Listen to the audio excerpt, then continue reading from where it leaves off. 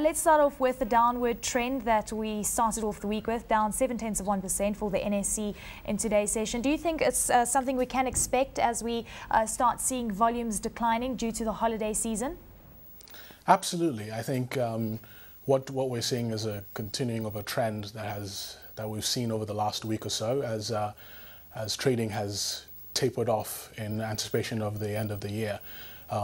Today's trading was driven lower primarily by the blue chips, though held up by many of the oil marketing companies following the momentum from AP. You're saying that we have seen a little bit of losses coming through from those blue chip stocks, a few companies propping up the bourse though. How much downside risk do we face going forward? From here to the end of the year, not much. We expect that we will trade flat, maybe slightly lower as people take money off the table. But that's principally end of year trading as people freshen their books and get their books set up for the end of the year. Well, speaking of freshening up your books, what are you doing at this point in time?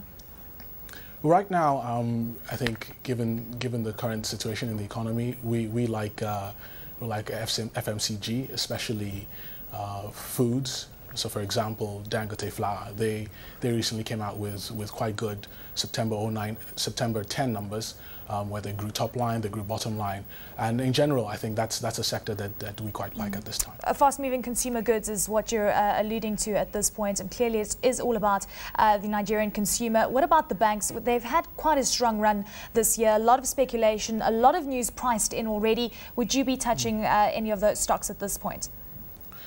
The banks, I think, is an interesting proposition. They had a nice run up in November. A lot of that has, especially in the rescued banks, a lot of profits have been taken. I think earlier this month, towards the end of November. Right now, I think the banks are fully priced in, especially as the markets await numbers on their full year trading. So we don't really expect much activity in the banks, at least from now to the end of the year. Tosin, also one of the things we do see as we head towards the end of the year, and it's pretty much evident in most of the analysts and investors' strategies going forward, is perhaps a little bit of sector rotation. Are you rotating into any other new sectors that you haven't been in recently? I mean, obviously you mentioned the fast-moving consumer goods companies. What about the infrastructure stocks? For example, would you be buying any of those? In Nigeria, we don't have that many infrastructure stock companies. I think for infrastructure stock, you'll be looking at basic materials. So you'll be looking at really WAPCO, Dangote Cement, and the like. If you want to have a broad-based exposure to the Nigerian market, you can't but have exposure to that market, especially given the percentage of the index that the Dangote Cement constitutes. But in terms of sector rotation, I think our focus is still is FMCG. We're keeping an eye on the banks, especially the ones that are solid, not the rescued ones, and just looking out for what's on the horizon with AMCON and the rescued banks. Just taking a look at the year as a whole in 2010, we also know that management of the NSE, 3 candidates have basically been earmarked. What kind of changes do you think this is going to bring about in 2011? In 2011, not much. I mean, the management of the NSE, we think, is a risk that has largely been overplayed of late. The three names, 2 of them are well known in the market and are respected, so that's positive. The third name is someone who's got quite good experience abroad, so again that's positive. But on the whole, not much. Most investors trade based on fundamentals and/or momentum. Yes, the management and leadership of the exchange is important, but we don't think it will constitute that great a factor in determining where the market goes from here. Let's touch on asset classes. Equities up around 18% so far this year. In fact, it's the first positive year for the NSE since 2007.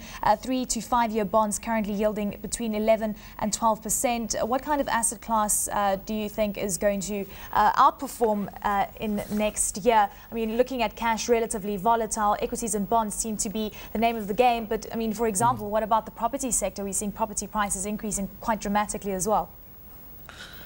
Not so much for us, especially in the first part of the year, as investors weigh the political uncertainty with elections in May and primaries due to come up end of this month, early Jan. We see a lot of people and investors really just waiting out some of the more illiquid markets, such as property. For us, the first part of the year, just because of the uncertainty I mentioned, we see bonds outperforming, again driven by the inflation and other factors in the economy. Now, when after the elections and when political uncertainty stabilizes, we expect to see equities rally. Tosin, you keep mentioning political uncertainty. Obviously, it is something that most investors are cognizant of. Would you say that is the biggest challenge or risk into 2011? I wouldn't say it was the biggest challenge. I think for us, it's one of those things that affects when we go into the market. I think largely the expectation is that elections will come off quite smoothly. The question really is what happens till we get to that point, that transition point. There have been a lot of comments about government spending and things like that. Also, the government has just come out today with EOIs for the privatization of the power companies. So there's a lot of things, variables currently moving, and I think people want to get in, but will just kind of wait until they get a bit more clarity as to what to expect.